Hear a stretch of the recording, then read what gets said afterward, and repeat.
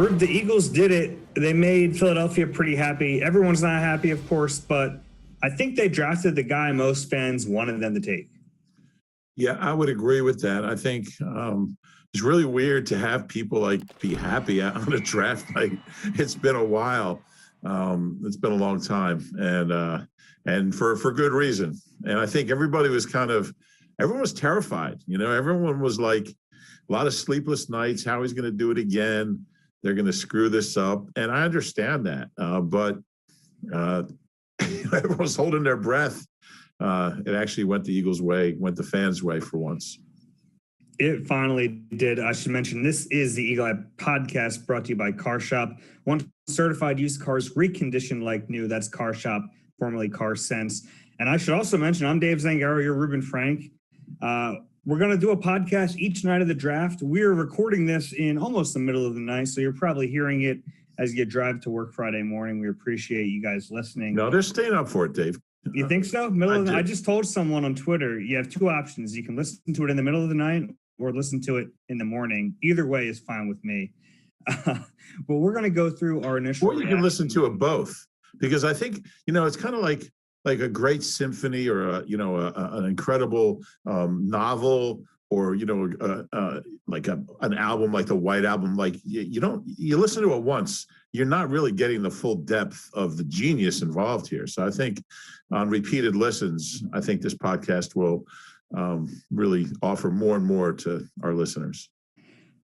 I'm skeptical of that assessment.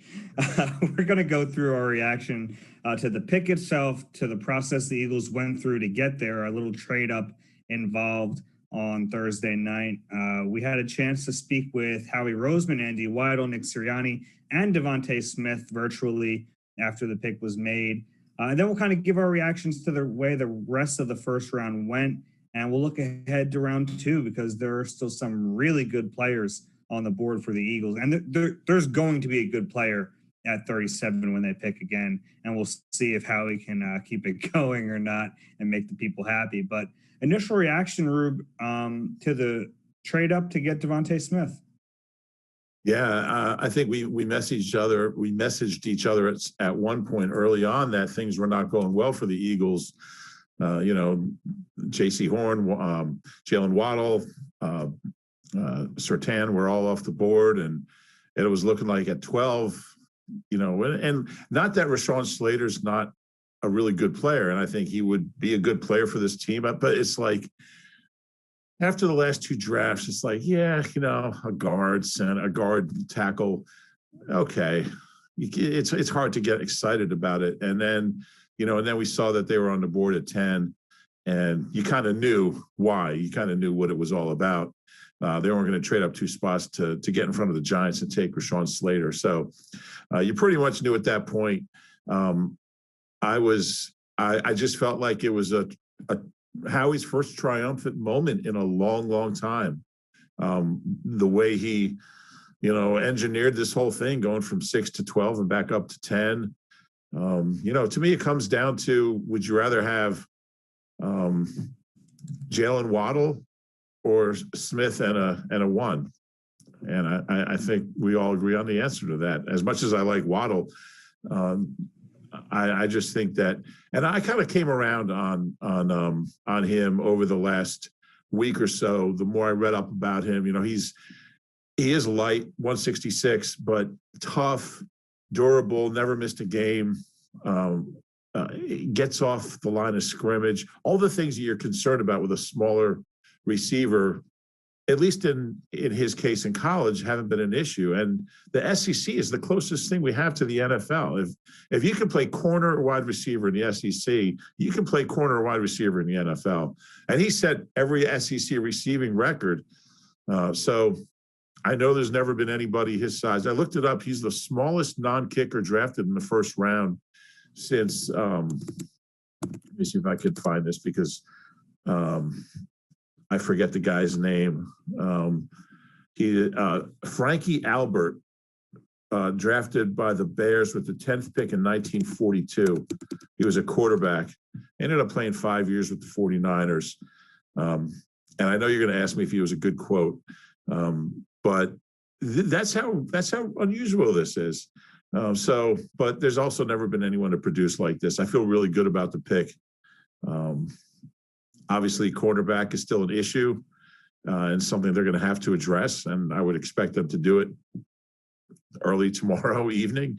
But as for the pick, I really, really like it. I think they nailed this one.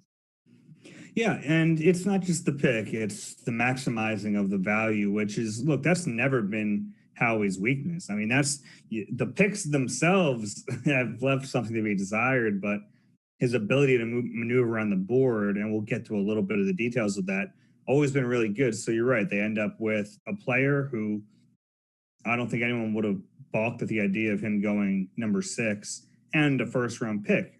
That's really good value. As far as the player himself, it's funny, we were watching the board kind of fall, and initially it looked good for the Eagles, I thought, and good for Howie because you had Pitts and Chase come off 4 or 5. So you're going, okay, if they stayed at 6, it's not like they would have gotten one of those 2 players who I kind of think are going to be generational type players, and they didn't miss out on them. So Howie read the board correctly there. But then you have Waddle at 6. You have who 8 was J.C. Horn, 9 was Surtain, and all of a sudden you're going, oh man, there's no way DeVonta Smith makes it past the Giants. He's going to get taken there. And kudos to Howie for reading the board correctly, making a trade with the Cowboys, getting up there and getting the guy, because if they didn't do that, you're right. I think the pick probably would have been Rashawn Slater or maybe Kwity Paye. And it's not to say those picks would have been bad. It's just, you're right. It's a hard thing to get excited for. And I'm not sure the value necessarily lined up. I think the value would have lined up for Slater there more than Kwity Paye. But, I mean, that's not – I think at that point maybe they would have explored a trade down if they could have done it. And maybe they would have had an opportunity, because if – I'm going off on my different route here, but if the Eagles don't jump in front of the Giants, then maybe the Giants are like, no, we're going to take DeVonta Smith, and then the Bears don't jump up to that spot. So then maybe the Eagles would have had an opportunity to trade back. But ultimately, I think they got the guy they wanted. And I like DeVonta Smith. Of those 4 players we talked about, he was not my top guy. I really liked Surtain. I liked Waddle because of the explosion. And I like J.C. Horn because I think he has a really high ceiling. But I came into the draft thinking they got any of those 4 players at 12, fine. And sure, they have a modest trade up, a couple spots to get the guy. I'm fine with that too. Yeah, and it's interesting how people are like shocked that they made a trade with the Cowboys, but the Cowboys and Eagles have very different needs. And once the corners were gone. Right, exactly. Once the corners were gone, they had very different needs. Yeah, that's for sure. I mean, they both obviously coveted the same corners. Howie was talking about all the different trades they've made with Dallas over the years. They made one last year. It was just picks. I think the Goddard pick involved a trade with the Cowboys. He mentioned Kevin Cobb. He went all the way back to Kevin Cobb and how that involved the Cowboys. But was that the trade up? Like after they traded down out of the first round, then they traded back up. Was that the Cowboys? I think so. Yeah, I think so. I haven't had a. That's okay. It doesn't matter. Yeah, I'm going to spend 4 minutes looking that up as people are waiting. No, but yeah, I think this is what Howie is so good at, and working the phones, understanding value. I think I was doing a radio hit with somebody this week, and I kind of compared him to like a guy who's like a really fancy shuffler, like he can shuffle the cards, like really, but then when it's time to actually play the game, like he just, like he really struggles. That's what Howie's like, because he's so good at shuffling the cards and getting the picks and maximizing the value. But at some point you gotta take a player, stop shuffling, and that's where he's encountered trouble. But he did both. He did both tonight, and yeah, it was I think it was a triumphant evening for the franchise. I really do, and I don't think anybody's as good as him, honestly, when it comes to this. When it comes to, I think they've, since he's been GM, they've traded more first round picks. I guess this counts as 2 trades. they've traded more than they've used in the original position. I mean, and we've said this all along for the last month, they're not going to pick a 12. We knew that. I mean, that's just, that's his nature. And he's so good at it. And when they can match the talent level with the maneuverability level, then you're onto something. Yeah, I thought he actually had a moment of honesty when I asked him the question about, so my question was basically, when you guys moved down from 6 to 12, did you always think that there's a possibility you have to trade up to get a player you coveted? And he was honest. He said, honestly, like a month ago, we thought there would be more quarterbacks coming off the board before we picked. And that was true. That was kind of the key. Ultimately, it's not a huge deal to trade a third-round pick, but it obviously would have been a better situation if all four of those guys didn't go so early and they could have sat at 12 and gotten one of them. I mean, that would have been more ideal, but they had to pivot. They had to go with their second plan there because the quarterbacks didn't go. You had the three that went first.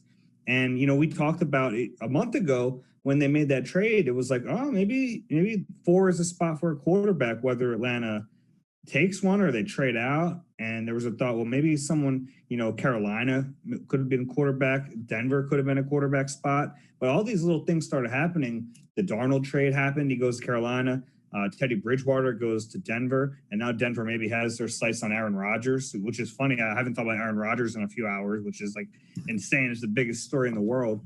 But all those things started to happen. And then the quarterbacks drop. Were you starting to think, if Justin Fields is there, are they going to take him? Yeah, well, yeah, I was. It was getting interesting. I mean, I think I even asked you if we had a Justin Fields pre-write. I think he would have been the best player on the board, probably. Probably. I'd love to know. I'd love to know what was going through Howie's mind at that point. Yeah, I don't know. But as far as the trades, I kind of want to put it this way. So the Eagles basically came into the draft and they gave up number 6, number 84, and number 156. So a third rounder, a fifth rounder, and number 6 pick. And they got back number 10 ultimately, which is DeVonta Smith, a fourth rounder, number 123, and a 2022 first rounder. So obviously it would have been a better situation to stick at 12 and get DeVonta Smith. But all things considered, they did fairly well in the value department, especially in a draft that wasn't really unfolding the way they would have hoped. Yeah, that's true. I think that's the sense I got.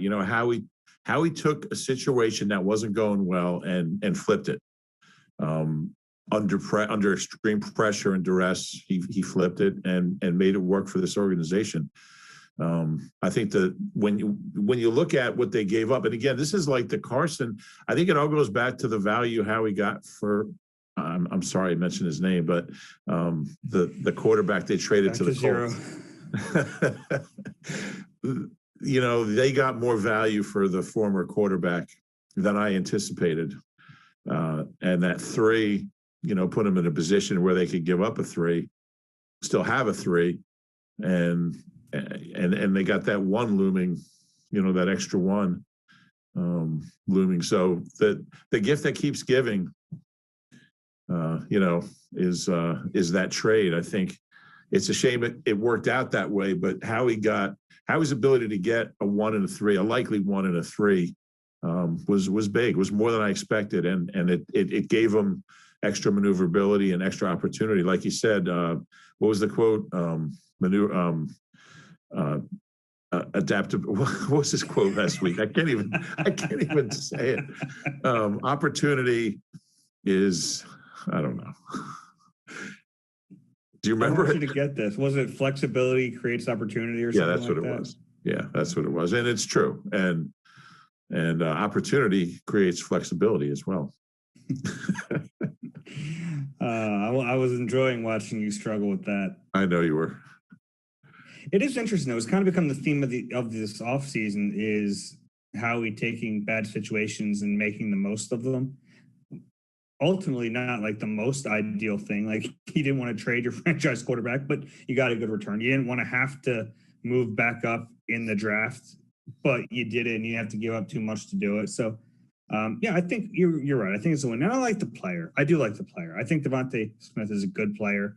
The size does concern me a little bit. I'm not going to lie to you. Like I think there is some concern. I think body type does matter, but um, seeing what he did at college, it's hard to argue with that. And I get the SEC stuff, and people kind of overblow that a little bit at times. And I know everyone in that conference talks about it like it's the NFL, and it's not. But I mean, seeing what he did, and the Eagles even mentioned, like, as they were doing their homework on the top corners in this draft, they were seeing DeVonta Smith pop up because those guys were trying to cover him and they couldn't. Those guys were getting beat by him, and he has a great skill set. He's technically proficient, which is something Nick Sirianni loves. He's competitive, and we had a chance to talk to him. He has I'd call it quiet confidence to him. Yeah, I think that's fair. I thought he came across really well. There was a couple of instances where, when the I have to be careful here, but when the interview subject is smarter than the guy asking the question, it's always, but there's a couple of cases where he was, he was asked a question that maybe wasn't, thought out as well as it could have been. And, he answered it politely, but, kind of, indicating that he understood it was not a good question, and I'm smarter than you. And, you got to do better than that. I don't know. I like the way he came across. I thought it was, he's a guy that really, feels like he belongs here, and I think he does. Yeah. Yeah, I give him credit for answering the weight questions as many times as he's had to. It's obviously a big deal, right? It's something that it's the one thing about him where you go, uh-oh. Everything else is great. I mean, the production at a big school, the speed, he is long, which is true. I mean, he has 6'1". length. Yeah. Yeah. He has length, which makes his weight look even more shocking, honestly. But I mean, you understand why there's a concern, and he understands it. He understands why there is a concern, but I think it has frustrated him because he's like, there's nothing like I've played at this high level. I'm freaking Heisman Trophy winner. I'm the first receiver in how many years to win the Heisman Trophies. There's nothing else he can do. 46 touchdowns. Yeah, I mean, there's nothing else he can do to prove himself other than go to the league and show that it doesn't matter. But it's a big business, and there's so much on the line with these picks that when there is something so glaring, he's such an outlier from a size perspective that it does give you pause. I mean, we talk about, I remember the Joe Burrow thing about his hand size, and like these guys get picked apart so much. Weight's a big deal. Yeah. I mean, how much you weigh as an NFL player matters. So it doesn't mean he can't overcome that, but I understand all the questions, and I think he does too. I think that kind of speaks to his intelligence, his patience, and maybe his competitiveness too, that I think he's going to want to prove that it doesn't matter. Not that he wouldn't want to play well anyway, but I think he wants to prove to everyone that doesn't matter. And this kind of segues to our next thing. I'll just read a couple real quick quotes. Andy Weidel, Eagles VP of Player Personnel, asked about his weight and his size, said, when we watched him play, I saw a guy with length and I saw a guy with toughness. When you catch 117 passes in the SEC, you're doing something right. You set the SEC record for career touchdown receptions. You're doing something right. And then Nick Sirianni on his size, he said he sure as heck doesn't play with a guy who's paraphrasing, not enough size. I see a ton of play strength and toughness.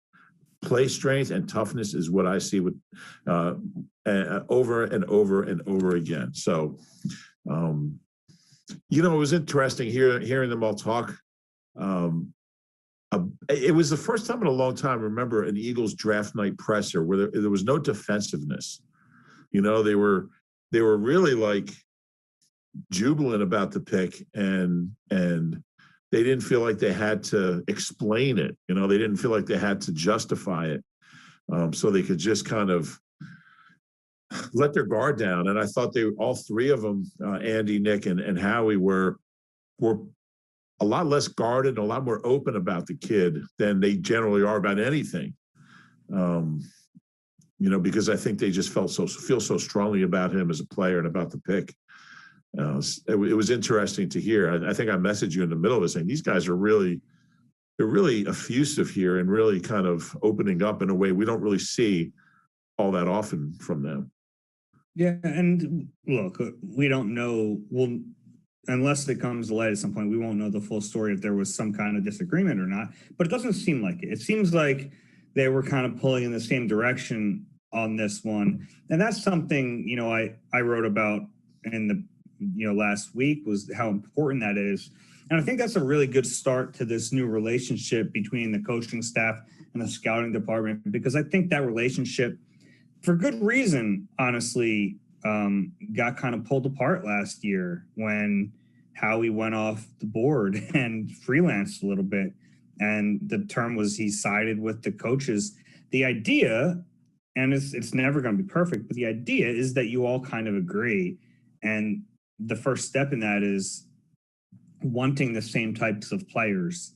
And we'll see how the rest of this unfolds. It's easy to say these things, but I got the sense that there really was a consensus on this pick and that they're all happy with it. And that matters. I mean, I think that especially after the way things ended, or the way things went and ended with the previous coaching staff and the scouting department, that's a good thing. That's a good sign going forward that at least they were on the same page with this one, it appears. Yeah, it sure seems that way. And I don't know. It just seems like they're all in a good place. It seems like, and maybe I'm premature in saying this, but maybe Howie's come under intense criticism, intense scrutiny for the last few drafts, and maybe he's grown from, maybe he's learned from it. It's taken a while, but maybe he's learned how to listen a little better. He's got Andy Weidel sitting on his one side, who I think is a very, very good talent evaluator. And he's got Nick Sirianni on his other side, who knows wide receiver. I mean, the guy's a wide receiver coach. Maybe he listened. Yeah, I mean, he ought to. Yeah, he really ought to. So, and that's a good point you brought up about Sirianni. I mean, he's happy to be here anyway, but getting a receiver for him in the first round is exciting, and it is unusual. It's the first time in Eagles history they've taken receivers in the first round of back-to-back drafts. And you can say, well, maybe if Jalen Reagor had a better rookie season, they don't do it. But I'm okay with it. It's rare in any line that they take the same position. I think the last time they did it was Bunkley and Patterson that took defensive tackles in, what was that, 5 and 6? Yes, something like that. Yeah, they're only the seventh team in history to take wide receivers in the first round of back-to-back years. The first since 2004 and 5. When three teams, when they did like 3 in a row, first round, yeah, they took 3 in a row, but 3 teams took 2 in a row in 4 and 5, which is kind of weird. They're also only the 6th team in history, if you count J-Jaw into it, from 19, to take a wide receiver in the first 2 rounds 3 years in a row. Yeah, I mean, if and they kind of put themselves in this position with corner and receiver that they need these players because previous draft picks haven't worked out. So you just hope that they've learned from their mistakes and they've gotten better at evaluating these positions, because if J-Jaw and Reagor are your starting receivers and they look great, you're not using this first round pick. As much as they talk about best player available, you're not using this pick on a receiver. And if Sidney Jones and Rasul worked out, you're not thinking about corner in the first round, and you're not thinking about it at 37 because you have those players. So their failures in the past have led to the situation now, but it doesn't mean that they're not going to nail these picks now. Fair, right? That's true. If Reagor put up Justin Jefferson numbers last year, who do you think? Well, what do you think they would have done? You think they would have stayed at 12 and taken Slater? Maybe it would have given them more options. But who's to say? Who's to say Jefferson would have had that season in Philly with all the crap going on last year?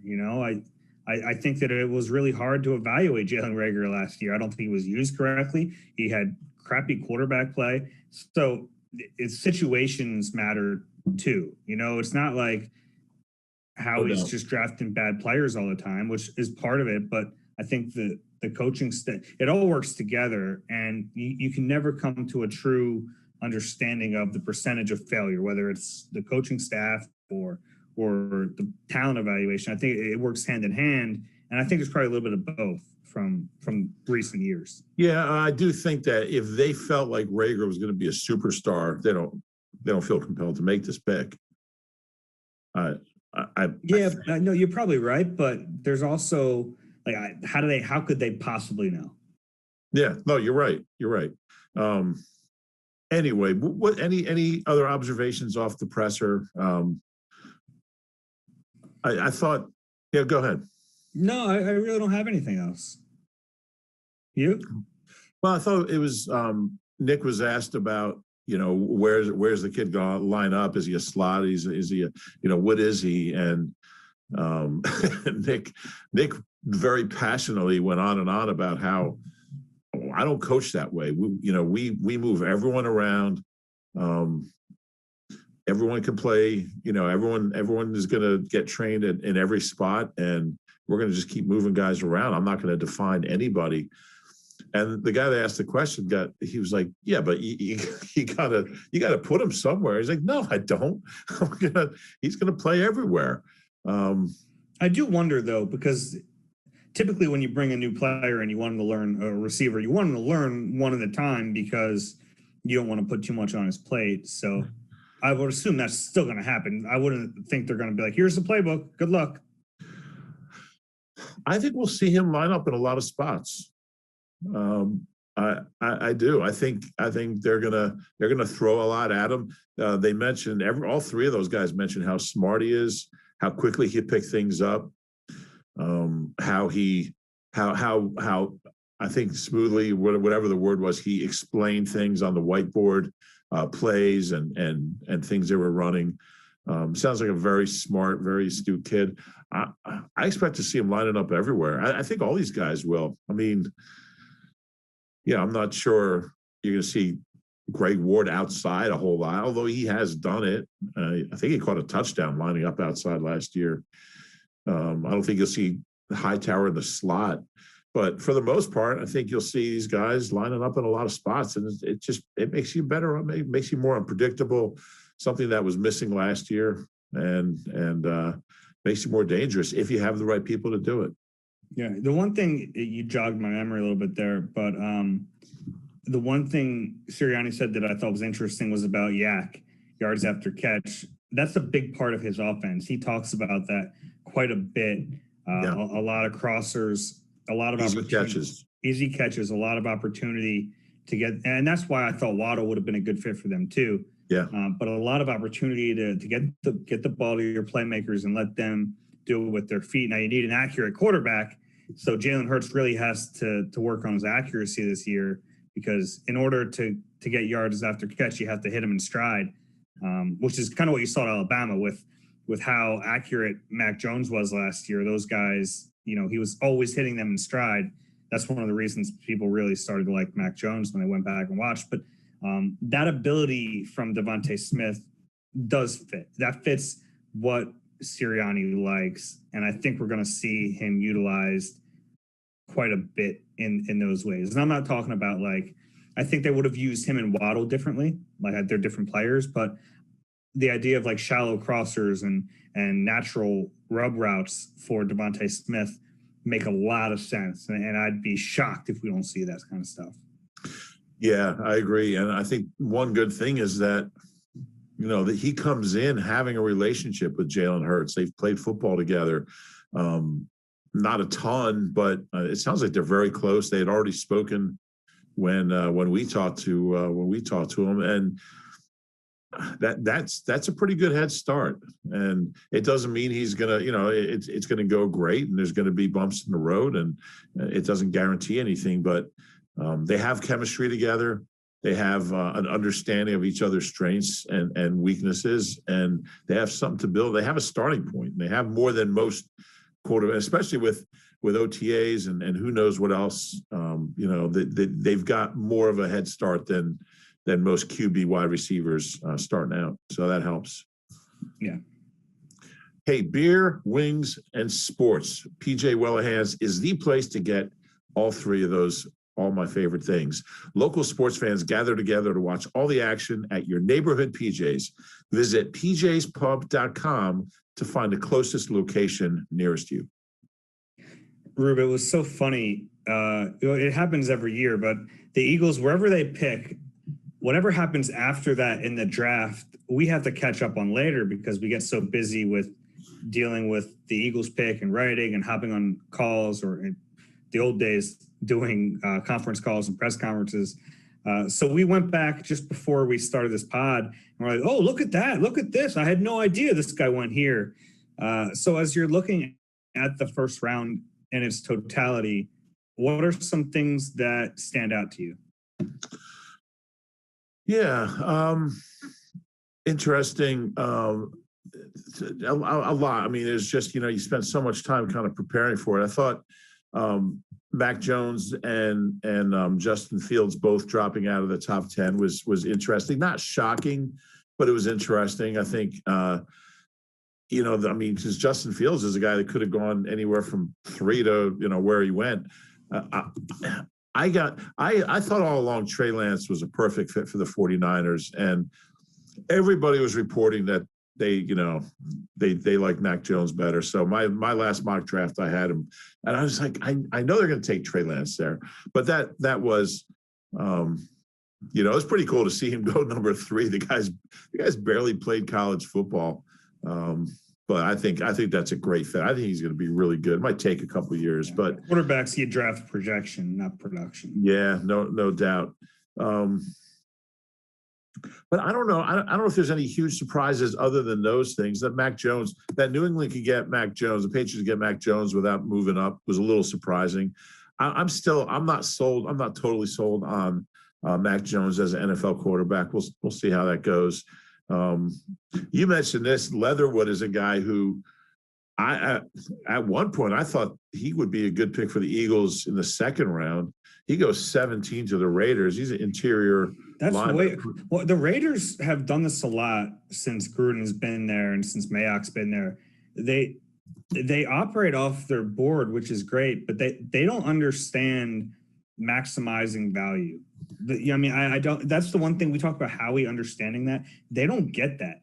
I mean, they're going off their board, and if they're good players, that's fine. But a big part of this is maximizing value and not taking players too early when you can. If you like Leatherwood, great, but don't take him at 17. Get some value back. Try to trade down and get other assets. And they've consistently not done that, and it's driving me nuts. I don't get it. Yeah, that is a little surprising. I thought a run on edge rushers at the end of the round. Rousseau finally went. Jason Owa from Penn State. Tryon, a guy that I think we both kind of linked to the Eagles at 37. Peyton Turner from Houston went earlier. I don't consider him an edge, really. He's more like an old time. I mean, he's like 270. He's a kind of a defensive end. But all those guys went. There's always that run of guys. A couple of guys, I thought Rashad Bateman maybe would fall in the Eagles' lap before they took a receiver at 10. He went 27 to the Ravens. There was a point where I thought Newsom would be an early second rounder, but I think it's become pretty obvious over the last couple of weeks he would go somewhere around 25 to 28, which he did. A guy like Travis Etienne, Jaguars get him. I think he's going to be a stud, man. I can't wait to see him. And he's fun. I mean, he's a fun player. Yeah, he is. So the Jaguars get him with their second pick. They had a pretty good day for their offense. I think I had Najee Harris going to the Steelers in my mock, so I got at least 4 right. I'm trying to think what else is interesting here for me. Eric Stokes in the first round to the Packers at 29 was interesting. That didn't surprise me, though, because he ran so fast at the pro day. I mean, speed is just – that didn't surprise me really at all. I'm happy for Caleb Farley going in the first round, 22 to the Titans.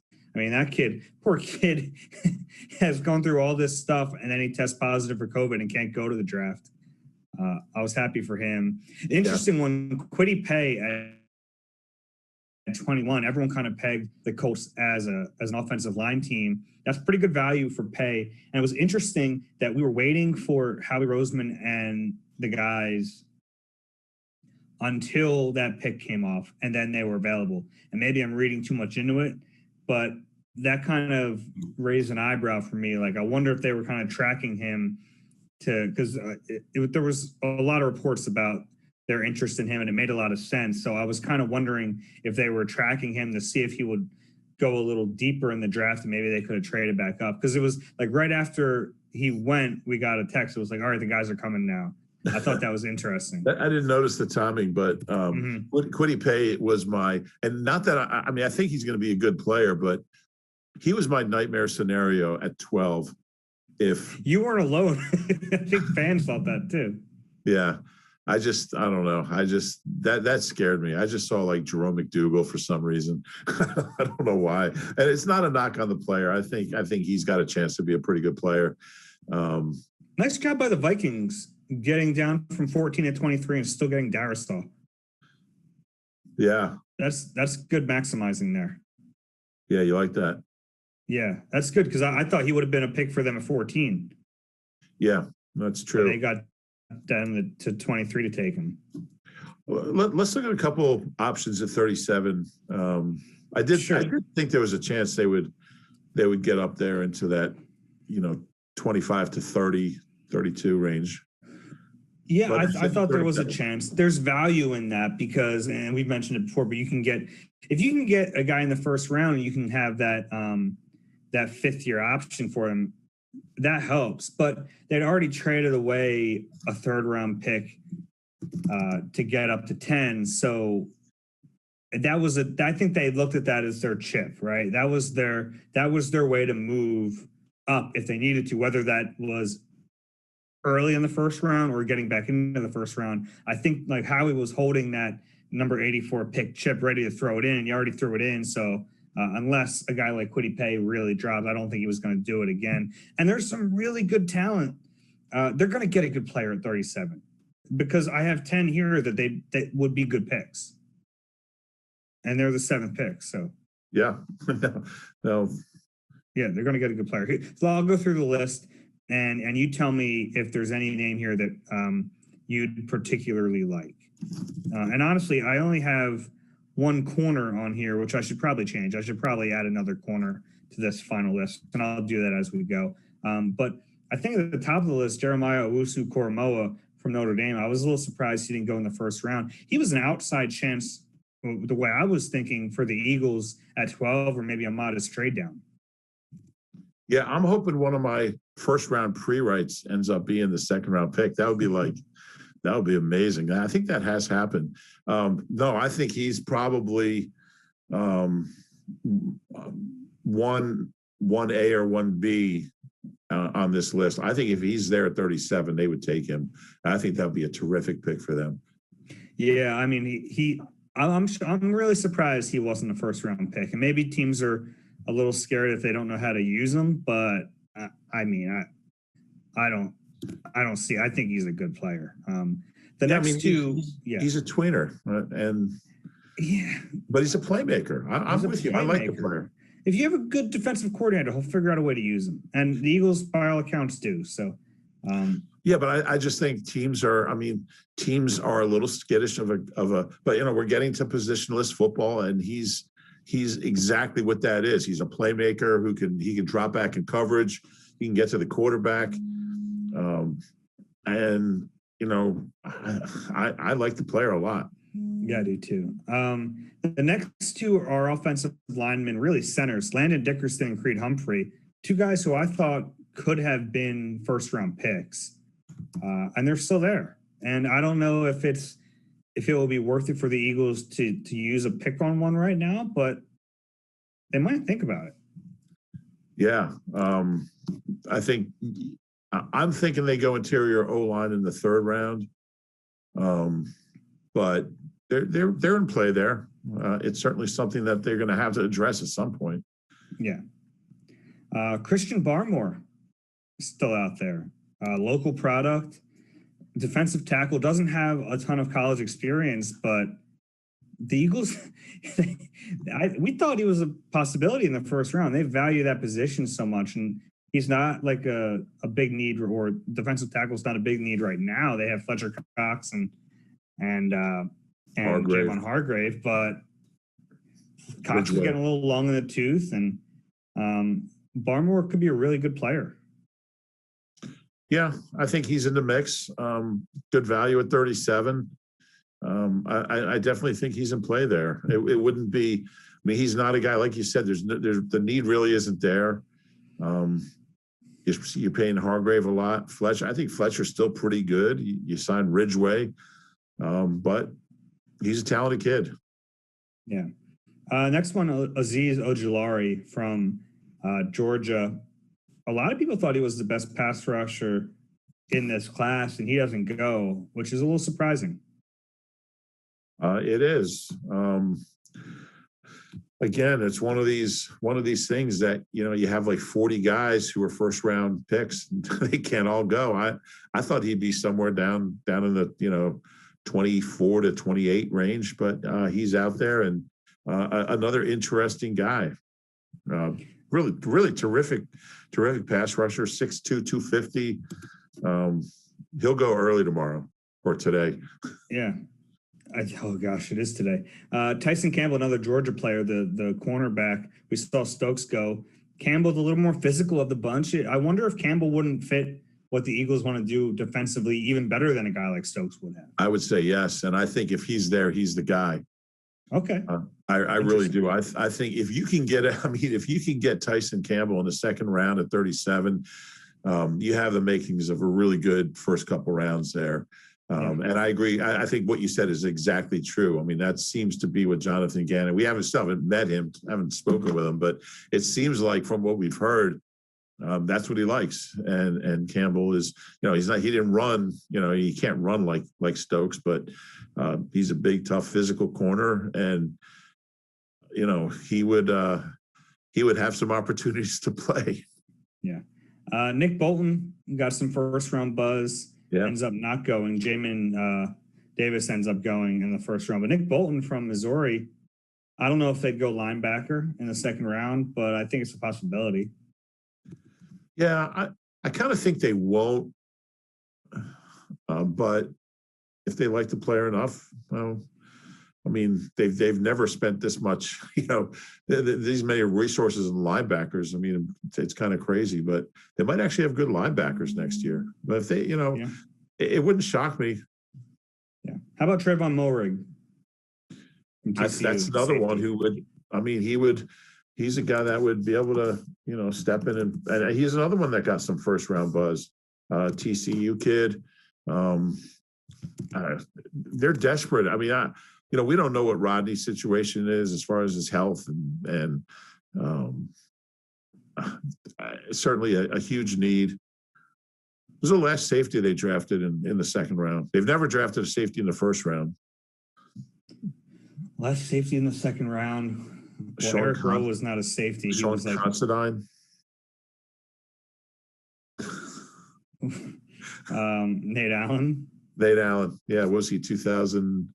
Or was Jaquan the last? Oh, yeah, it was Jaquan. Yeah, I forgot about him. 11, yeah. It's easy to forget about him. Asante Samuel Jr. still out there? Yeah, I like Campbell more. Yeah. Kelvin Joseph from Kentucky is there too. So you have options of, if you want a little more length, there's different guys. There's different types of players. Depends on what you want. Yeah. And the last guy on the list, I have Carlos Basham, Boogie Basham from Wake Forest. He had a ton of first round buzz. Yeah. Seeing some of those other guys go ahead of him was a little surprising. Yeah. And pass rusher, with Howie, you're never surprised with a pass rusher or a lineman. Basham certainly wouldn't surprise me if they jump on him. And they won't do it, but Elijah Moore's still out there.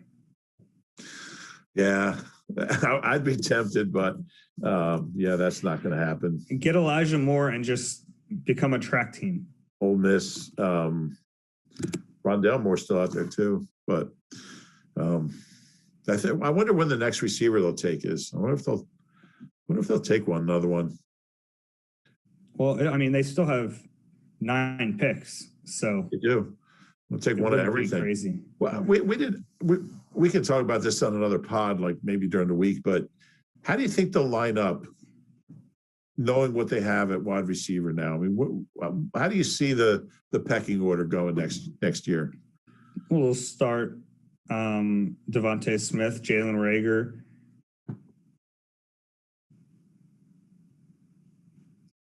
and Greg Ward. That's not what I would do, but that's what I think they'll do. What would you do? I'd put Reagor in the slot. I'd have DeVonta outside. I'd start Travis Fulgham at the X.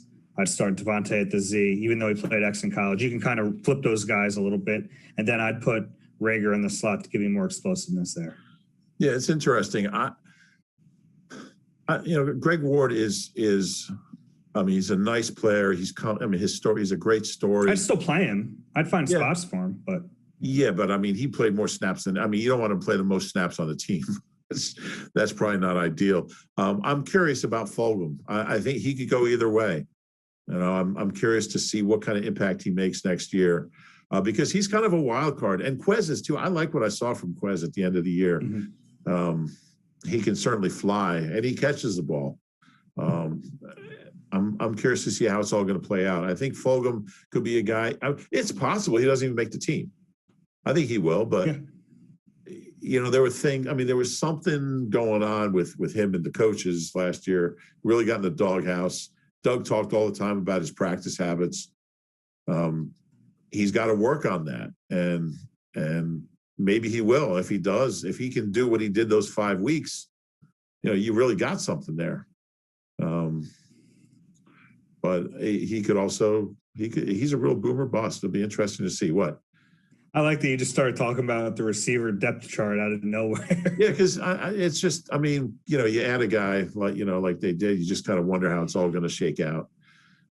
I just freelanced. I went off script. 1 a.m. and you're like, you know what? Let's talk about Travis Fulgham a little bit. I didn't want to sleep tonight. Real quick, out of the list I gave you of possible picks at 37, pick a guy and I'll pick a guy.